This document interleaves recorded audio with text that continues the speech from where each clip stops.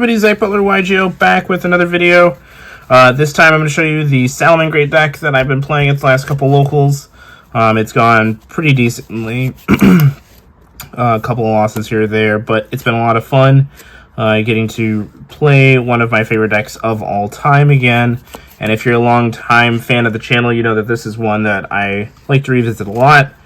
So I'll show you a modern take on it. It's not like the 60 card version that Steven Santoli played, and it's got like the Code of Soul and stuff in it too, which is really cool. If you like this sort of content, let me know by giving this a like and a subscribe. And if we get this to, let's say, 50 likes, I can go ahead and do some test hands and some basic combos and show you kind of the bread and butter of how to play this deck, because there's a lot of really cool things you can do. But anyway, we'll jump right into it. So first you have the 3 Speedroid Terratop and 1 Takatomborg. I like this engine a lot in the deck. It gives you the ability to do your combo without needing the normal summon, which I find to be very valuable. Originally these were Flame Buffaloes, which had a lot of synergy, but they were ultimately weaker, and then when I used Lady Debug in theory as well, I didn't like it because it just continued to lose to the same hand traps, whereas like these can also lose to them, but it doesn't require the normal summon, which is really important. Also, by being a level 3, in throwaway situations, that can be very beneficial. So the Terratop engine was very good. Then I play 1 copy of Code of Soul. So this was a card that initially I wanted to play like 2 or 3 copies of.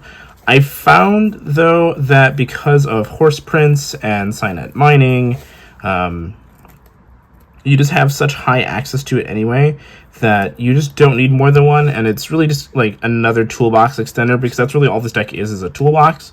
So you want to be able to vary your options as much as possible.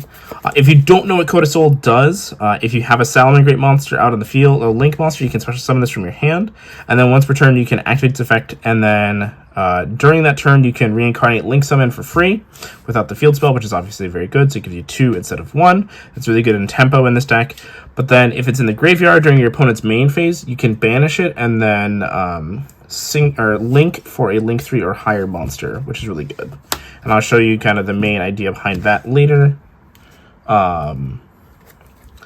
Then there's 3 Salamangreat Gazelle, of course. This is the best Salamangreat monster. You want to see it as much as you can. This card's just crazy in this deck. Then I played 2 Salamangreat of Fire. I initially was considering 3, and then there was actually a point where I considered 1 because of how easily it is accessed. But I found that 2 was a good middle ground. I just wanted to be able to have additional copies to banish for its own effect and to draw more often than not, because of the copies of Circle and Mining. It being a level 2, though, is actually really detrimental because it doesn't work. This is basically a 3-axis deck now, instead of like the, being able to have like, instead of just like link climbing, you're also using a lot of level 3s for your couple of synchro plays and stuff, so that does matter. Then there's the 3 Spinny, of course. This is just like your best generic extender with the Gazelle. I want to see these 2 in my hand together all the time, so they're really good to have, and it just is a good body to have as a throwaway. And then I play 1 each of Weasel, Jack Jaguar, and Foxy. I just like having the toolbox, like I said. There was a point where I was playing 2 Spinny, and I was playing like a Mirror. I at one point had considered Mole. There's just a lot of really cool utility options that you have. Foxy's utility effect lets you special summon it back by discarding a card, and then you can destroy face of spell trap. Jack Jaguar is great for the grind games, and because you're not playing Pot of Desires right now, because of the consistency that you have, you only need 1, which is great.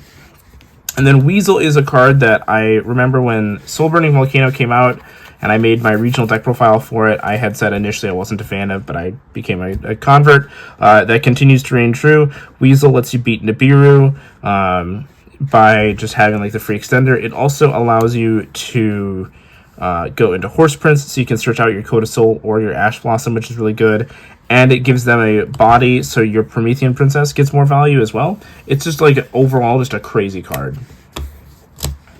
Then for the rest of the Salamangreat engine cards, there's the 3 Signet Mining and the 3 Circle for consistency. Having 6 additional copies of every single one of your key cards is crazy. There was a time where I actually considered cutting back on these because I had so many, or cutting back on the actual names themselves and making room for more non-engine. That is definitely a viable option there. But ultimately I decided just to max out on the consistency cards, and I probably overdid it, honestly. And then 1 Salamangreat charge. This hasn't come up. I think it came up like once. Like I got in a beard, and so I just did this, and I got to keep playing, which is really cool. But it's a really good card. And then 1 Will of the Salamangreat. These are all highly searchable, and then of course your Sanctuary. So you don't need to play more than 1 copy of them anymore, which is again really good because it helps with the redundancy of your draws. I played 1 Monster Reborn just to have as like a generic, really good extender. It came up a few times, but this could be like anything. I just wanted it to be another card that gave me more reach. And then I played 1 Rage and 1 Roar. Just wanted to have the option to have both in my opening turn. Like, obviously drawing these going second is weaker, but just have it, like, if you can pull that off on turn 0, like, you're just so far ahead it doesn't matter. And then for the non-engine, I played 3 Ash. That's pretty obvious in this deck because it's a fire. 3 Ogre. This card overperformed. Just being able to remove bodies is really good right now. 2 Nibiru. This was cards 41 and 42. I just didn't want to not have Nibiru in my deck. I'm not playing Crossout Designator, so Nibiru gets a little bit worse, but I did like having it there just in case. And then 3 Forbidden Droplet and 3 Infinite Permanents. So that gives you 14 non-engine, which is really good. It's pretty ideal in 40 to 42, and this deck is 42 cards right now. Then for the extra deck, you have 1 Horse Prince, Brotherhood of the Fire Fist, Horse Prince. This on summon lets you summon a level 3 fire from your deck, and then you are locked out of summoning level 5 or higher fires for the turn. It doesn't matter because you're just going to summon like Ash or Code of Soul, and then you can bounce it with Mirage Dahlia, which is just really obnoxious. Speaking of the Mirage Dahlia, there's the one there. One thing I was doing was I was doing 2 Balinks. This is something I'm not totally sold on. I found myself almost needing a 3rd one just to have as like a way to throw away the body, but it seemed like it was okay. 2 Sunlight Wolf. Oh, one reason why playing less of each of these is okay is because of Salamangreat Charge. This lets you target monsters in your grave or banish to shuffle them back, so you can just continue to recycle these, which is really good. 2 Sunlight Wolf. It's not nearly as important as it used to be, but it's still nice to have as just like a good grind game card. Cyber's Wicked. This was initially a... What was this? I think this was the 3rd Balinks initially, but I had one situation come up a couple times where I really wanted to search Weasel with it, so I just had that. It didn't come up more recently, but I think it's still worth playing. And then there's Phoenix and Hida. These don't come up as often in this deck, but they're, again, nice to have because they're fires.